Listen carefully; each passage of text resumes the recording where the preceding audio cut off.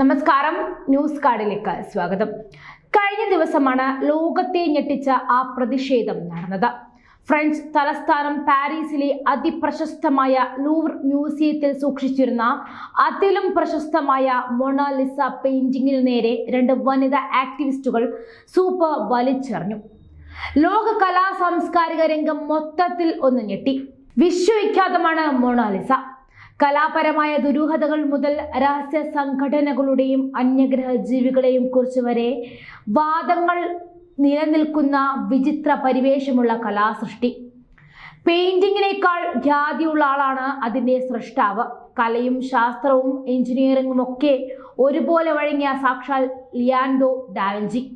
15-ാം നൂറ്റാണ്ടിൽ ഇറ്റലിയിലെ ടാക്സൻ പട്ടണത്തിൽ സർ പിയാവോ ഡാവിഞ്ചിയുടെയും കാറ്ററീന എന്ന 15-കാരിയായ അനാഥയുടെയും മകനായി ജനിച്ച ലിയാൻഡോ 5-ാം വയസ്സിൽ ഇറ്റലിയിൽ തന്നെയുള്ള വിൻസി പട്ടണത്തിലേക്ക് താമസം മാറ്റി. 1519 മെയ് 2-ന് 67-ാം വയസ്സിൽ അന്തരിച്ചു. ഡാവിഞ്ചി അവസാന കാലത്ത് ജീവിച്ചിരുന്ന ഫ്രാൻസിലെ ലൂർ താഴ്വരയിലുള്ള സെന്റ് ഫ്ലോറിന്റ് ചാപ്പലിലെ സെമിത്തേരിയിൽ അദ്ദേഹത്തെ അടക്കിയെന്നാണ് കരുതപ്പെടുന്നത്. മൊണാലിസ, അന്ത്യത്താഴം തുടങ്ങി വിശ്വപ്രശസ്തമായ ചിത്രങ്ങളിലൂടെയാണ് ഡാവിഞ്ചി ഏറെ പ്രശസ്തനായതെങ്കിലും അദ്ദേഹത്തിന്റെ പ്രതിഭ ചിത്രകാരൻ എന്നതിനപ്പുറമായിരുന്നു. മനുഷ്യ ശരീര ഘടനകളെക്കുറിച്ചും പിൽക്കാലത്ത് യാഥാർത്ഥ്യമായ ബൈസിക്കിൾസ്, ഹെലികോപ്റ്റർ, ടാങ്കുകൾ, വിമാനങ്ങൾ തുടങ്ങിയവയുടെ പ്രാകൃത രൂപങ്ങളുടെ സ്കെച്ചുകൾ അദ്ദേഹത്തിന്റെ വിരലുകളിൽ നിന്നും പിറന്നു. അപാരമായ ബുദ്ധിശക്തിയുടെയും മാനസിക ശേഷിയുടെയും ഒത്തിണങ്ങിയ ഡാവിഞ്ചി നവോത്ഥാന ശില്പികളിലും പ്രമുഖനായിരുന്നു. കോഡെക്സ് ലിസ്റ്റർ എഴുതിയ പുസ്തകങ്ങൾ വളരെ പ്രശസ്തമാണ്. കോഡെക്സ് ലിസ്റ്റർ എന്ന പുസ്തകമാണ് ഇക്കൂട്ടത്തിൽ ഏറ്റവും ഖ്യാതം. 1506 മുതൽ 1510 കാലഘട്ടത്തിലാണ് ഇറ്റാലിയൻ ഭാഷയിലുള്ള ഈ ഗ്രന്ഥം ഡാവിഞ്ചി രചിച്ചത്. 4 ഭാഗങ്ങളിലായി 18 പേജ് വീതം മൊത്തത്തിൽ 72 താളുകളുള്ള ഈ പുസ്തകത്തിൽ ഡാവിഞ്ചി തന്റെ ആശയങ്ങൾ കോറിയിട്ടു. ഒപ്പം അതിന്റെ ചിത്രങ്ങളും സ്കെച്ചുകളും.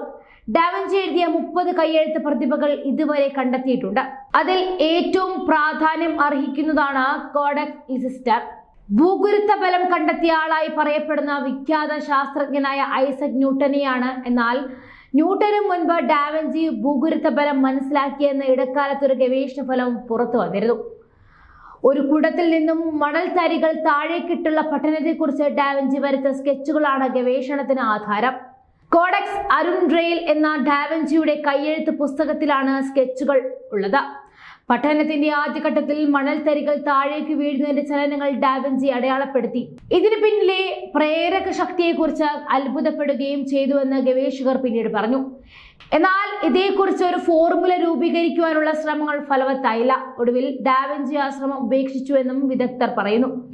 ഡാവിഞ്ചിയുടെ ജനിതക ഘടന കണ്ടെത്തുവാനും പഠനങ്ങൾ നടന്നിട്ടുണ്ട്. ഇറ്റാലിയൻ ചരിത്ര ഗവേഷകരായ അലസാൻഡ്രോ വെസാസിയും അഗ്നസ് സബോറ്റയുമാണ് ഈ ശ്രമത്തിൽ ഏർപ്പെട്ടിരിക്കുന്നത്. ഡാവിഞ്ചിയുടെ പിന്തുടർച്ചക്കാരിൽ 690 വർഷങ്ങളിലായി ജീവിച്ചിരുന്ന 21 തലമുറകളും 5 കുടുംബ തായ്വഴികളും പഠനം നടത്തി ഡാവിഞ്ചിയുടെ വംശവൃക്ഷം ഇവർ രൂപപ്പെടുത്തി. ഡാവിഞ്ചിയുടെ വംശത്തിൽപ്പെട്ട 14 പുരുഷന്മാർ നിലവിൽ ലോകത്ത് ജീവിച്ചിരിപ്പുണ്ടെന്ന് ഗവേഷണത്തിൽ തെളിഞ്ഞു. ഡാവിഞ്ചിയുടെ ജനിതഘടന കണ്ടെത്തി വിലയിരുത്തുവാൻ സാധിച്ചാൽ അദ്ദേഹത്തിന്റെ അത്ഭുതമായ കഴിവിനെ പറ്റി മനസ്സിലാക്കാൻ നരവംശ ശാസ്ത്രജ്ഞർക്കും കഴിയുമെന്നും അലസാൻഡ്രോ വെസാസിയും ആഗ്നസ് സബോറ്റയും പറയുന്നു.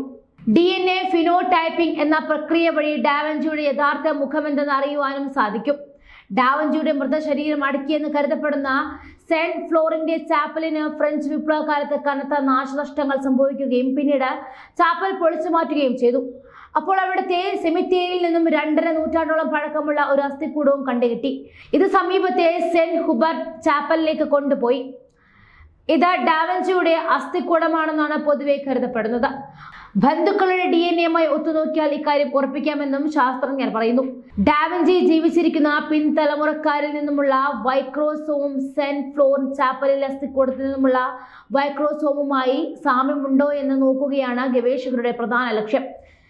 പിതാക്കന്മാരിൽ നിന്നും ആൺമക്കളിലേക്ക് പകർന്നു നൽകപ്പെടുന്ന ഈ ക്രോമസോം 25 തലമുറകൾ വരെ മാറ്റമില്ലാതെ തുടരുമെന്ന കണ്ടെത്തലാണ് അലസാൻഡ്രോ വെസാസിയോയും ആഗ്നസ് ജബോറ്റയും പ്രതീക്ഷ അർപ്പിക്കുന്നത്. എന്തായാലും ഈ വിശ്വവിഖ്യാതമായ ഒരു കലാസൃഷ്ടിക്ക് മേൽ സൂപ്പൊഴിച്ച് ഇതിനോട് അനാദരവ് കാണിച്ചത് വളരെ വലിയ തെറ്റ് തന്നെയാണ്.